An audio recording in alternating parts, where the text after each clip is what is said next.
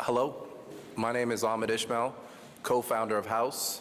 On behalf of myself, Lamar Taylor, Abel Tesfaye, we would like to welcome everybody here today for this historic occasion.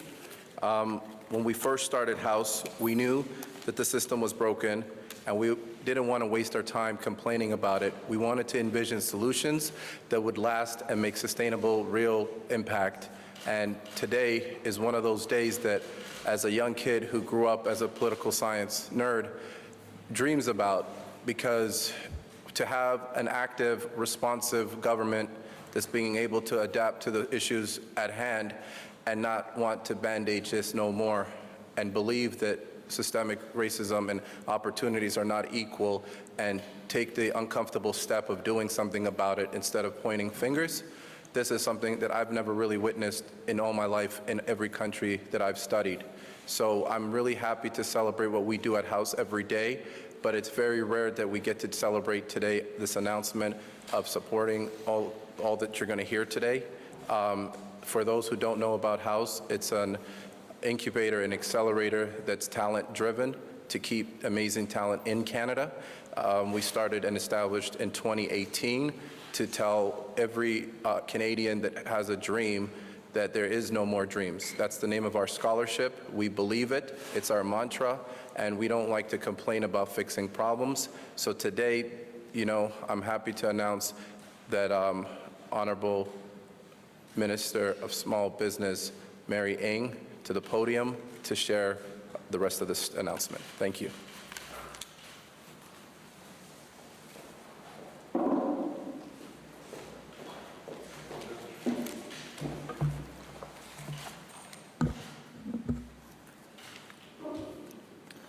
Well, good morning, everybody.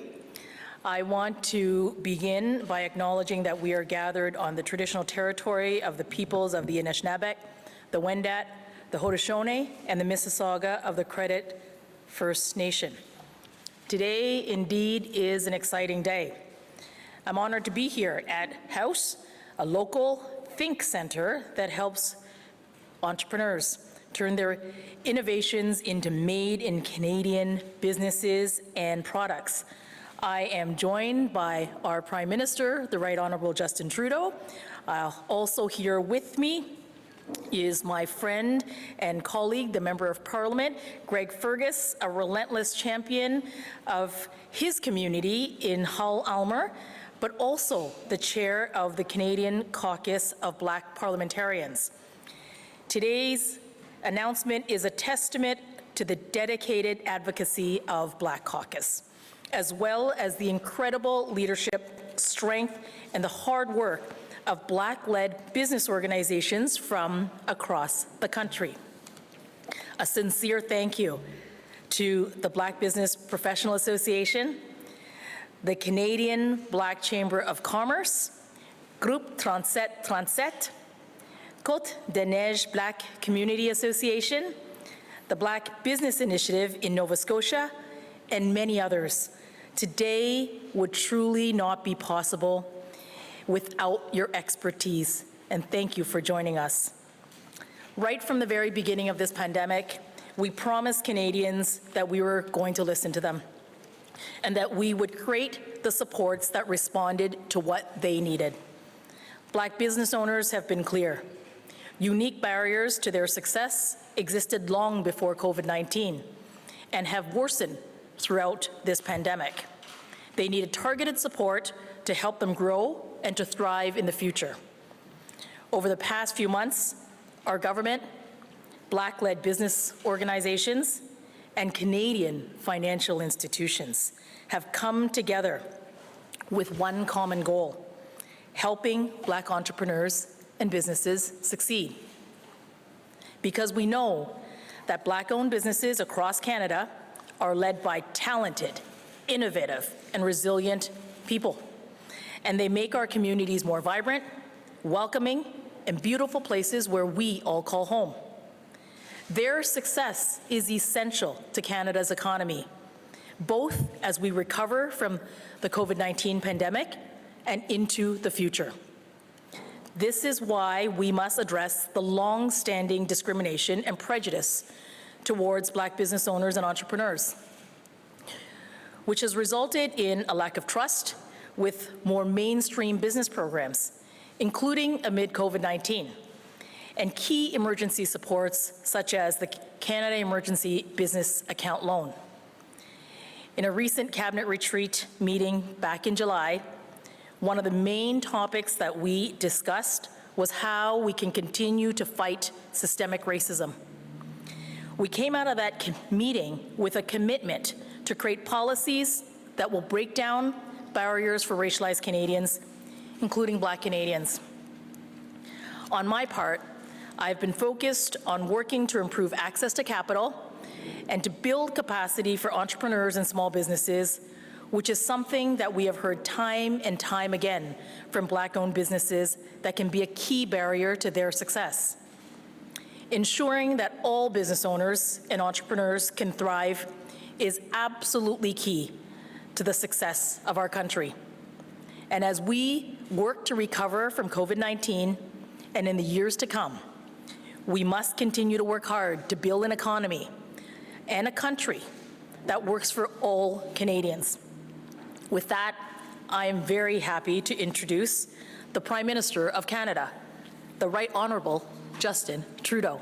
Merci beaucoup.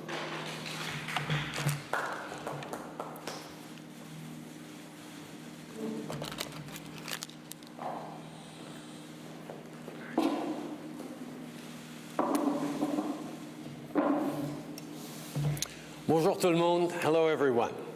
I am happy to be here at Hxouse in Toronto with Minister Ng, Greg Fergus, the chair of the Parliamentary Black Caucus, and Adam Vaughan and Gary Anandasangari. I also want to thank one of the co-founders of Hxouse, Ahmed Ismail, for welcoming us today. I know that Abel Tesfaye, known as the Weeknd, and Lamar Taylor are also co-founders of Hxouse and wanted to be here but just couldn't make it. So thanks to them as well. We're also joined by members of the local community and representatives from some of Canada's largest banks. Over the last 6 months, as our country faced the unprecedented challenge of COVID-19, we've seen that there exists still far too many gaps in our society. For Black entrepreneurs, this pandemic has highlighted the many inequalities they face.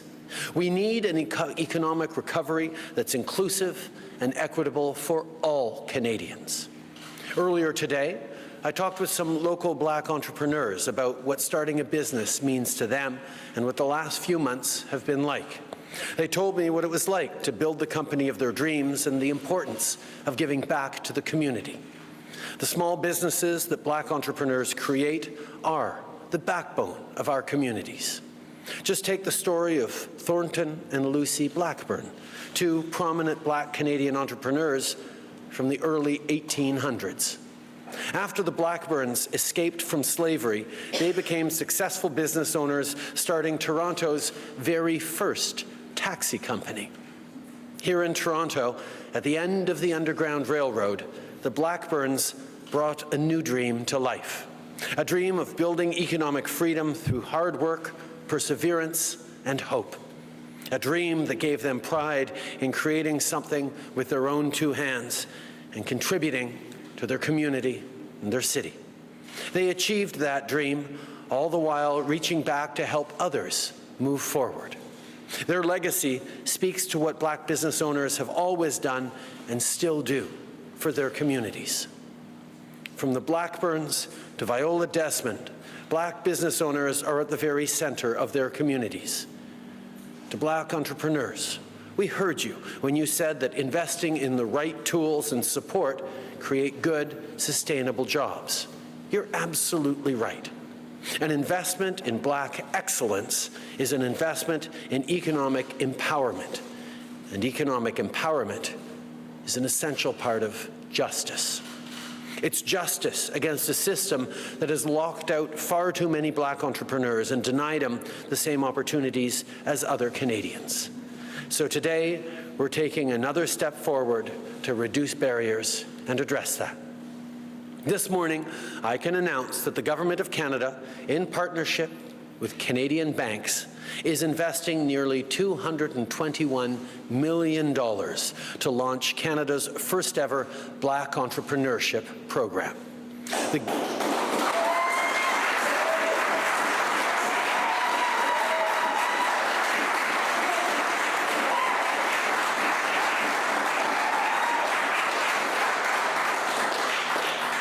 The Government of Canada's share will be nearly $93 million over 4 years as part of this program.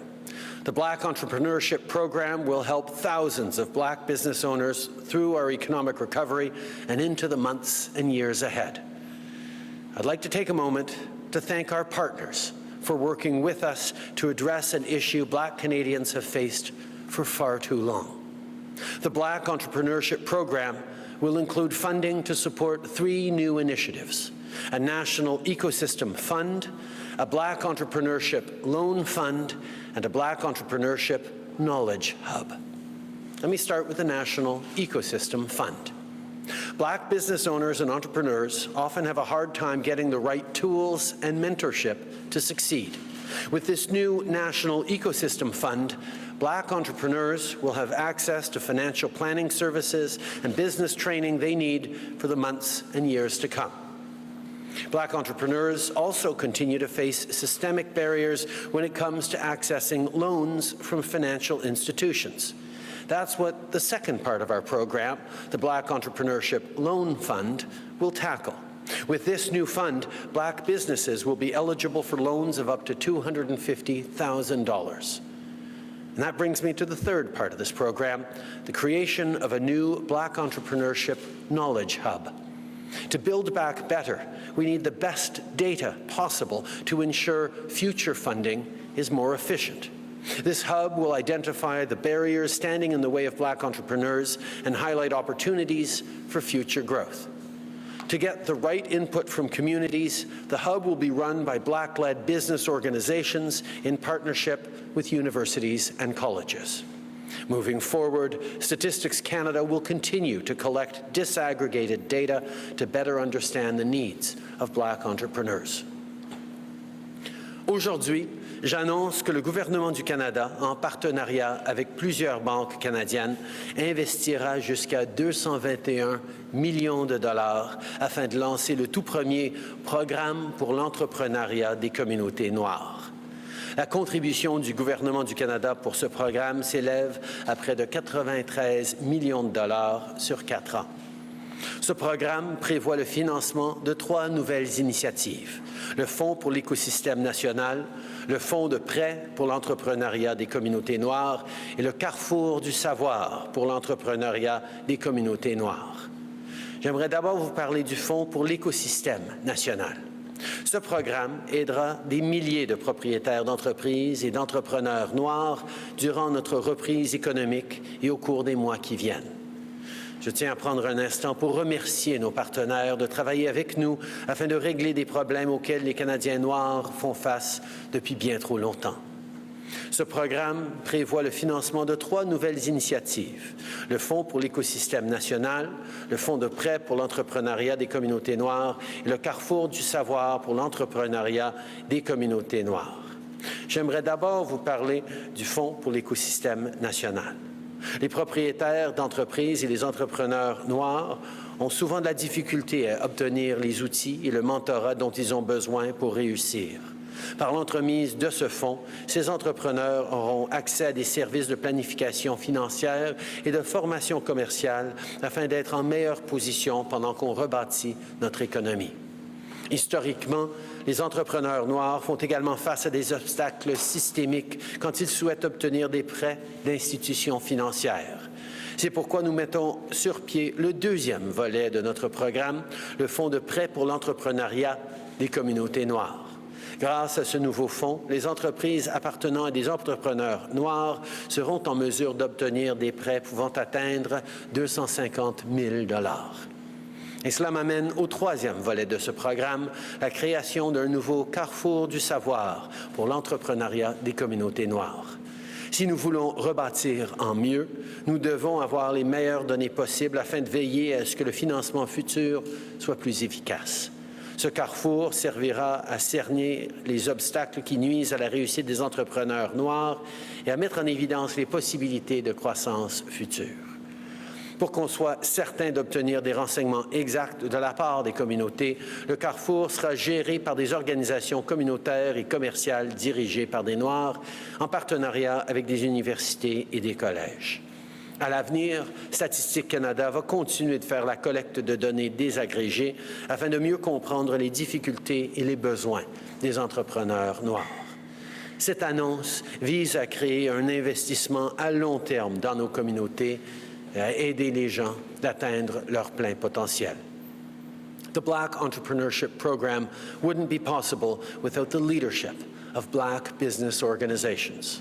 I'd like to thank them again for their hard work on building this new program with us. This funding is another step in supporting the hopes and aspirations of Black Canadians. And it's another step towards our commitment to address the systemic racism that affects Black communities. We know there's still more work to be done, and we're committed to doing that work. In the weeks and months to come, our government will continue to stand with all Canadians through this economic recovery. We will continue to build a better, more equitable, more inclusive Canada where everyone has a real and fair chance at success. Notre gouvernement comprend que notre population constitue notre plus grand atout. Je veux maintenant céder la parole au président du caucus du parlementaire noir, Greg Fergus, et par la suite, je reviendrai pour répondre à vos questions. I'll now hand it over to the chair of the Parliamentary Black Caucus, Greg Fergus, and then I'll be happy to take your questions. Merci.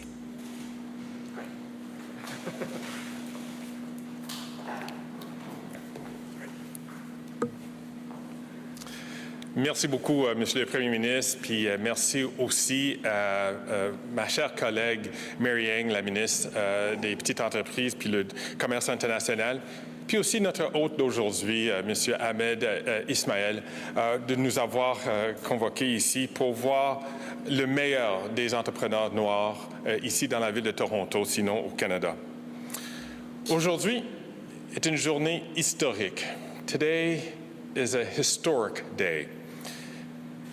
You know, it was 186 years ago in 1834 that there was the abolition of slavery in this country. And in many respects, people thought that that was a positive development. In many respects, it is. But in a sense, it was phrased in the negative, abolition of slavery. But that was no guarantee for freedom. That was no guarantee for opportunities. That was no guarantee for prosperity.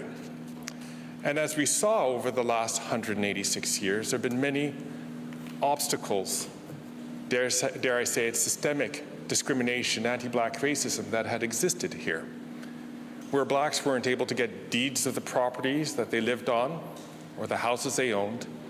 They weren't able to get loans so that they could pass on some prosperity to their children, that they could use that capital in order to create businesses not only for their community, but for all Canadians, to create that prosperity.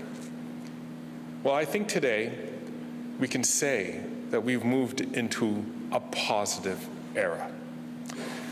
The announcement today by the Prime Minister and by the Minister is a very positive development.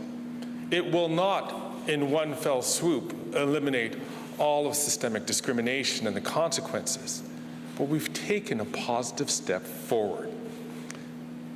It is a way for Black Canadians to tell a different story to non-Black Canadians about what we want to do and the prosperity that we want to create, the opportunities that are before us. And now we have the means to do this. It's also an opportunity for the Black community to tell ourselves a different story, that we are economic actors, that we are leaders in our community, and that we are full Canadians and wanting to participate to this wonderful country that we call home.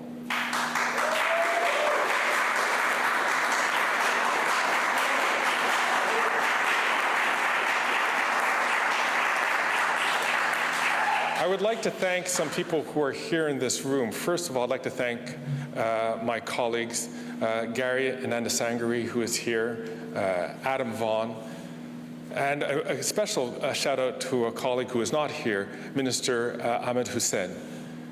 These three have been, along with many others, past and present members of Parliament, have been just stalwart members of the Parliamentary Black Caucus, and who have put their responsibilities aside, the many responsibilities aside, to ensure that we could pursue and represent the needs of the Black communities from all across this country.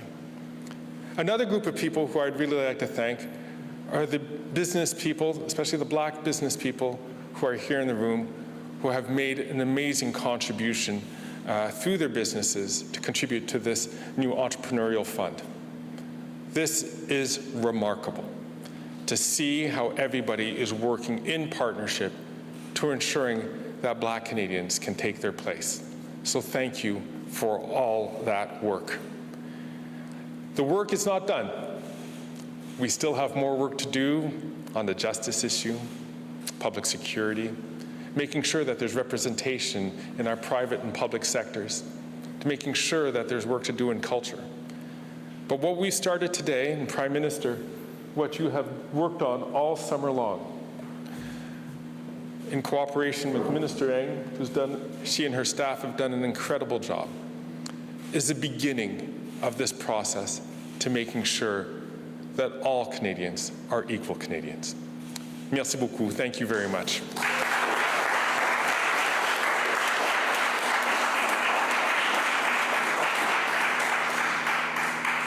Thank you, Prime Minister. Thank you, Greg. We'll start with reporters in the room. One question, one follow-up, then go to the phone afterwards.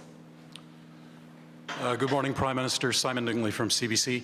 I'll get to the announcement today in just a moment, sir, but some whistleblowers are now reconsidering being part of the external review into Rideau Hall because you described the job the Governor-General is doing as excellent. Why would you say she's doing an excellent job before the review is actually done? The Governor-General has a long and successful role as a scientist, as an astronaut. We have engaged a third-party reviewer to follow up on these serious allegations, and we will wait for the reviewer to do their work. Puis-je avoir la même réponse en français pour Radio-Canada aussi? La gouverneure générale est de longue date une scientifique et astronaute de renommée. Nous avons engagé une firme indépendante pour faire un suivi sur ces allégations sérieuses et nous allons permettre et attendre à cette firme de faire leur travail. A second question. It's been more than 3 months since you took a knee at the anti-Black racism protest on Parliament Hill. Today's announcement seems to be the only action the government's taken so far to help the Black community since then. Where is your government's anti-racism strategy that you've been promising?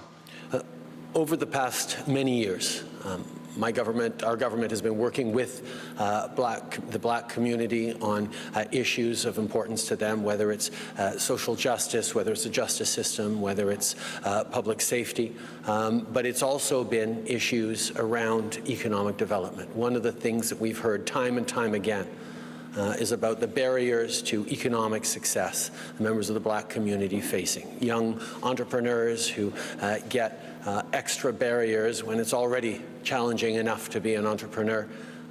We needed to turn things around, and over the course of numerous roundtables with business leaders over the past years, we've made commitments, and today we're announcing a significant element of economic empowerment and investment for Black communities. I recognize there's much more to do on the justice system, much more to do on public safety and working with police, and we will have more things to talk about.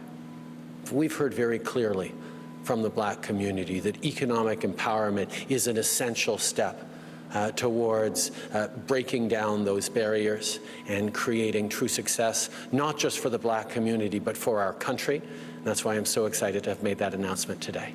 La même question en français, s'il vous plaît. ça fait plusieurs années que je travaille avec la communauté noire pour écouter leurs préoccupations, pour faire des investissements dans l'entrepreneuriat, mais aussi dans la justice sociale, dans les meilleures solutions pour la communauté, pour l'inclusion, pour réduire les barrières. Et on va avoir plus à dire sur notre système de justice et les réformes qu'il faut amener. On va avoir plus à dire sur le besoin de travailler avec nos corps policiers pour lutter contre le racisme systémique. Mais aujourd'hui, ce qu'on annonce, c'est des mesures concrètes qui vont aider les entrepreneurs noirs, qui vont aider les communautés noires et qui vont aider le Canada au complet d'avoir plus de réussite, plus d'innovation et plus de prospérité économique pour tout le monde. Ces investissements réels dans la communauté noire et dans leur leadership entrepreneurial, c'est bon pas juste pour la communauté, mais pour le pays. Hello, Prime Minister. My name is Salman Faruqi. I'm from the Canadian Press. Racialized people have been disproportionately affected by COVID-19, both in health and finances. Do you have plans for broader help targeted at their economic recovery, or are you confident that the programs in place now will serve their needs? We moved very quickly as a government to respond during this COVID-19 crisis and put money in the pockets of all Canadians who needed them almost immediately. The Canada Emergency Response Benefit made a huge difference in the lives of millions upon millions of Canadians. On top of that, we rolled out a wage subsidy to help small businesses, and we've continued to create other programs to help young people, to help seniors, to help people with disabilities, a range of things we will continue to do. It is a fact that racialized communities have been much more vulnerable to COVID-19. And that is something that we are continuing to work with communities across the country on responding. We will be there to support any and all Canadians who are facing difficulty because of COVID-19. I know there are a number of Black businesses in Eglinton West and other areas that have been solidly affected by COVID and by construction projects. And the money that we're putting forward today to support Black businesses across this country will be there to help communities that are facing difficulties. And second question, you've been open about how you're winding down emergency pandemic supports in favor of longer-term programs, but BC just ordered some businesses to close again. How can you encourage a recovery and a return to more normal economic activity when some people are clearly still living in an emergency? We are all still living in an emergency. COVID-19 is here and is going to keep being here in our communities until such a time as we have a vaccine or else much better treatment than we have now. Yes, we're talking about an economic recovery, and we're putting in the building blocks of it because Canada has managed to control the spread of COVID-19. But as we're seeing with cases rising across the country, we are not out of the woods. Canadians need to continue to be vigilant. Canadians need to continue to be careful, to wear a mask, to wash their hands, to keep social distancing, to avoid large gatherings. These are the things we need to do to keep COVID-19 under control while we get our economies going again. The last thing that anyone wants is to have to once again shut down our economies and suspend our lives to try and counter a massive second wave. That's why each and every one of us, in the choices we make, need to keep each other safe, keep ourselves safe, keep our frontline health workers from being overwhelmed, keep our elders from being victims of COVID-19.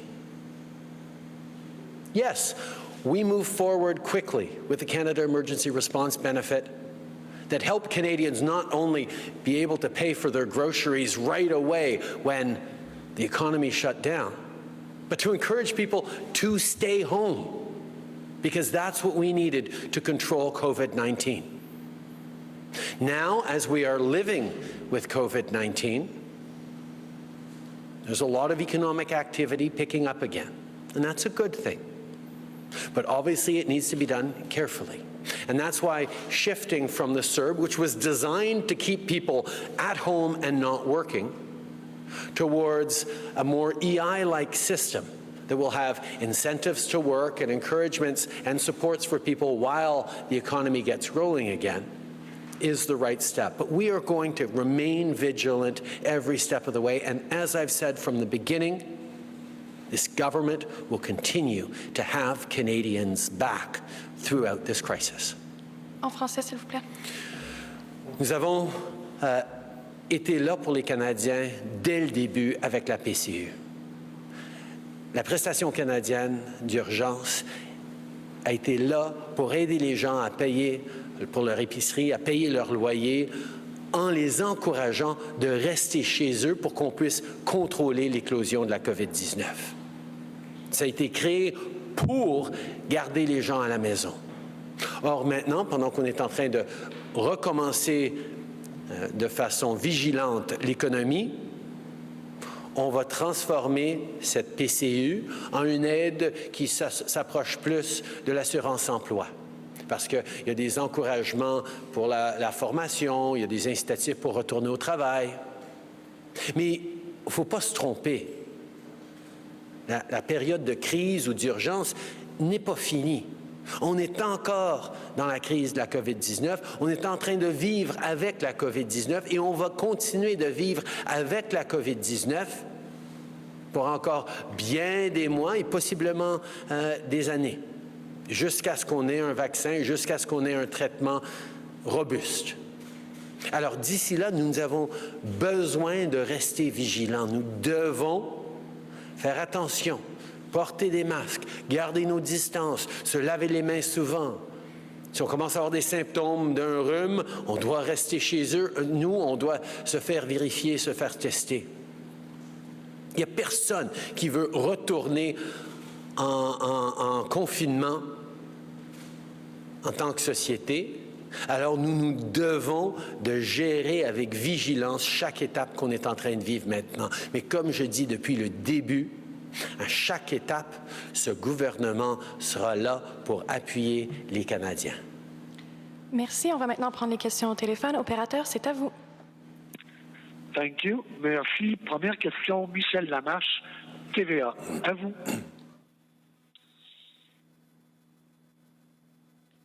Madame Lamarche, si votre ligne est en mode discrétion. C'est-tu moi? Oh, je suis désolée, j'entendais pas du tout, mais je pense que vous m'entendez. Oui. Je suis vraiment désolée. Première question pour vous. Vous nous aviez dit au printemps que vous alliez analyser le montant des transferts en santé. Est-ce que vous êtes prêt dès maintenant à présenter un engagement ferme aux provinces, par exemple sur un pourcentage d'augmentation précis des transferts fédéraux en santé?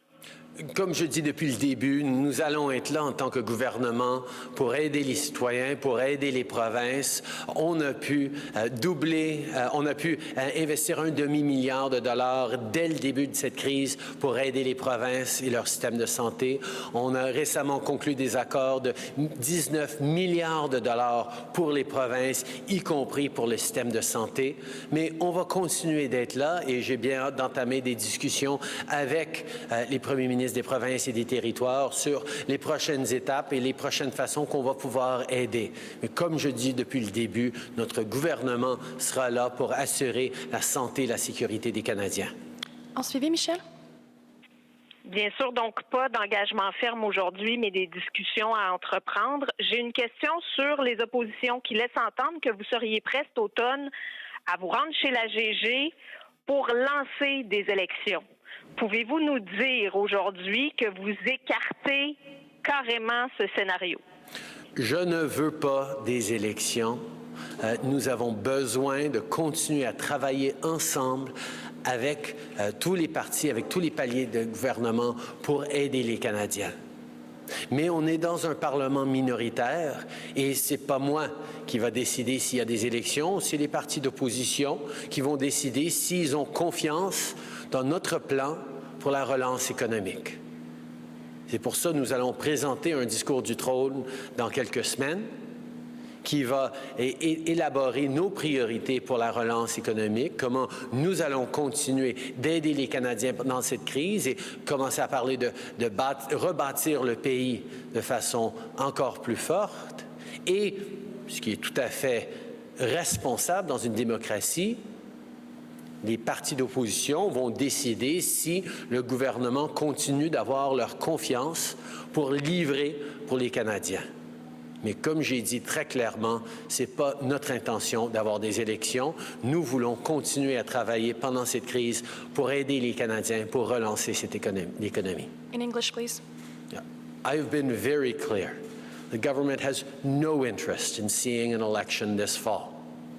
We know that there's still an awful lot of hardship that Canadians are going through. There's still real concerns about a potential second wave of COVID-19, and we need to be vigilant. We need to be there to help Canadians. We need to be there to relaunch our economy. So we have no interest in an election. However, we will be putting forward a strong and ambitious plan to both help Canadians right now and begin the process of building back better our country, our economy. And it is the responsible thing to do in a democracy, particularly in a minority parliament situation, to put that plan forward to ensure that it has the confidence of the House as we move forward. So it will be up to opposition parties to decide whether or not they have confidence in the plan this government's going to put forward to help Canadians and to build a better future. We're going to stay focused on helping Canadians, and I hope that the other parties will do the same. Thank you. Operator, next question. Thank you. Merci. Next question, Ryan Tumulty, National Post. Line open. Yeah, good morning, sir. I'm wondering, in your throne speech that's coming up, I know you suggested that you'll be presenting an ambitious plan for Canada, and given the country's current debt and deficit situation, will that plan include some sort of new financial anchor, some sort of grounding for the government's finances? I know people are eager to see what's going to be in the throne speech, and I've been very clear that it is going to be an ambitious and responsible plan for helping Canadians right now and building a stronger future for us all into the coming years. The values and principles that underpin it should be obvious to everyone. Because they are the things that this government has remained focused on from the beginning. Making sure that all Canadians have a real and fair chance to succeed. Recognizing the inequities that COVID-19 have highlighted. Knowing that the future of jobs and opportunities for Canadians involves making sure we're reducing our carbon emissions. These are the kinds of things that we want to work in partnership right across the country with to make sure that we're building a better future. And I look forward for the opportunity in a couple of weeks to share that vision with Canadians and see parliamentarians pronounce on it. Following up, Ryan? Yes, sir. I guess I'm just wondering, though, if it will have any sort of tethering. Are you concerned about what that will do to Canada's debt if bond rating agencies start to view our debt as unmanageable? And also, sir, I'm wondering, do you plan to meet with opposition leaders before presenting this throne speech to get their input? Every step of the way, we have consulted with opposition leaders. We've worked with them. We've worked with members of all parties who've come forward to highlight gaps and issues and concerns that they have about Canadians who need help because of this pandemic. We will continue our engaged approach and make sure that we're listening carefully to proposals put forward by the other parties.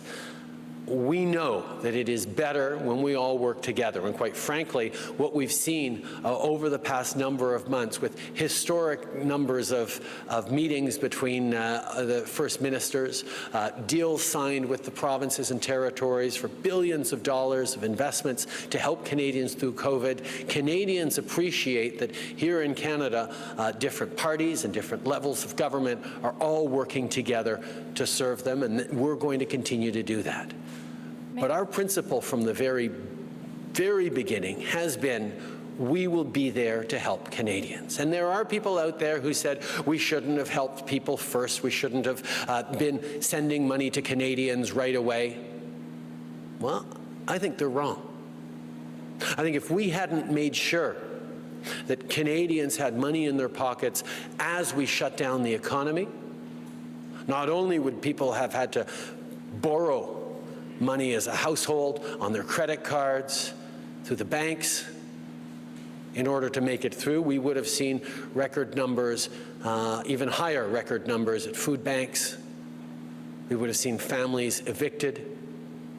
We needed to be there to help Canadians first, and that's exactly what we did. And every step of the way, we will continue to be there for Canadians because we know that Canadians are more than able to get us through this and out to the other side even stronger than ever before. And this government will always be a partner to them every step of the way. Merci. Opérateur, prochaine question au téléphone. Thank you. Merci. Next question, Alex Balangal, the Toronto Star. Line open. Hi, good afternoon. Thanks for taking my question. With this new program you're announcing today, what happens to it after 4 years? And is $93 million from the government over 4 years really enough to answer, as Mr. Fergus highlights, at least 186 years of discrimination and injustice for Black-owned businesses and entrepreneurs?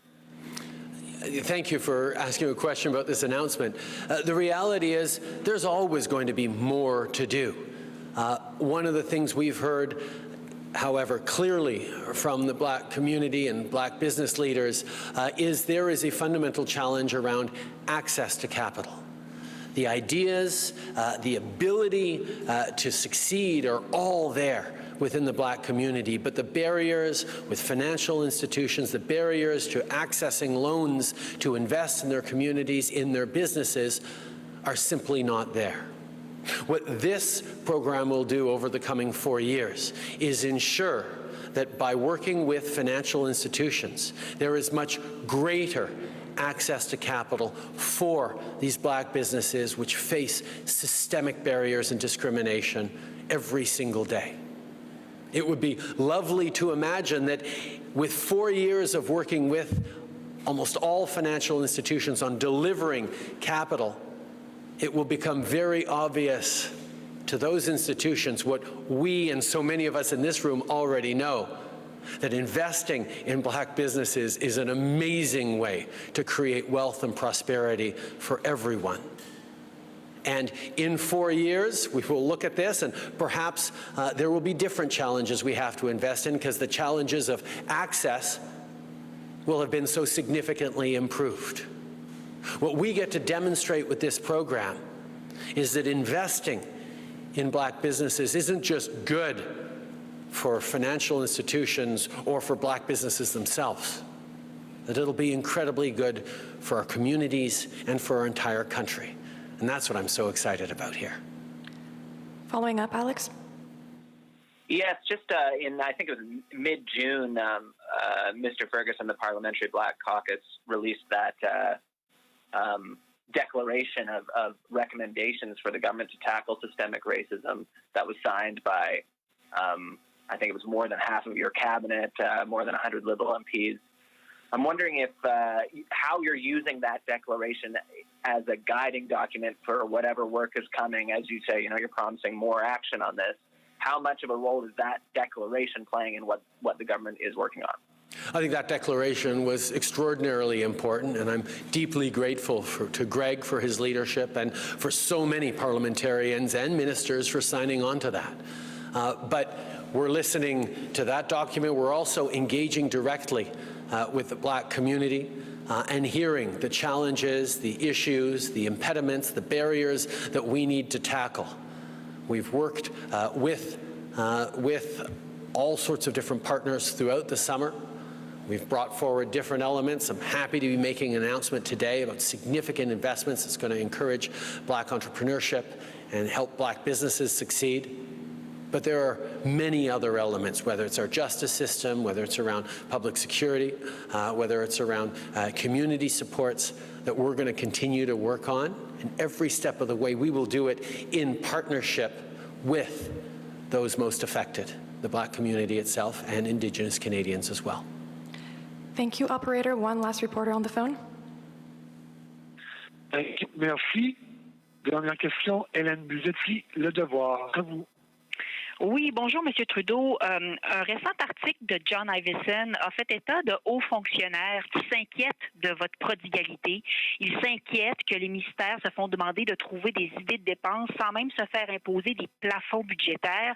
Ils soutiennent, même effarés, que votre gouvernement serait à l'aise avec un déficit récurrent de plus ou moins 200 milliards de dollars. Comment interprétez-vous de telles fuites de la part d'une fonction publique qui se fait généralement discrète? Y a-t-il panique en la demeure? Je ne veux pas commenter ces rapports. Tout ce que je vais souligner, c'est que nous avons fait une promesse aux Canadiens d'être là pour eux pendant cette pandémie, de donner les appuis nécessaires aux communautés, aux individus, aux entrepreneurs pour pouvoir reprendre l'économie, la croissance économique, tout en freinant l'éclosion de la COVID-19 et nous allons continuer de le faire.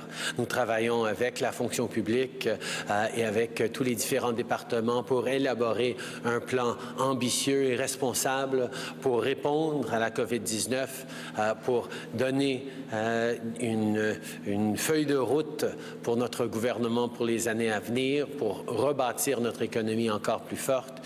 Et on va faire ça, évidemment, en cherchant l'appui de tous les parlementaires pour avoir la confiance de la Chambre des communes. En suivi, Hélène?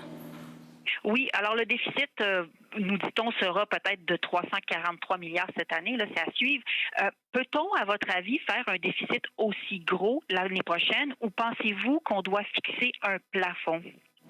À chaque étape, nous allons être là dans la mesure de ce qui est nécessaire pour les Canadiens. Cette crise de la COVID-19 a frappé durement les entrepreneurs, les ménages, les communautés d'un bout à l'autre de ce pays. Et à chaque étape, le gouvernement fédéral a dit qu'il allait être là pour garder les Canadiens en sécurité au niveau sanitaire, mais aussi au niveau économique. Nous allons continuer de faire ce qui est nécessaire, tout en sachant que de rebâtir l'économie rapidement pour créer cette croissance économique dont on a si besoin, c'est la meilleure façon de s'assurer d'une prospérité long terme pour notre pays. Merci beaucoup. C'est ce qui m'a fait la conférence de presse d'aujourd'hui. Merci tout le monde.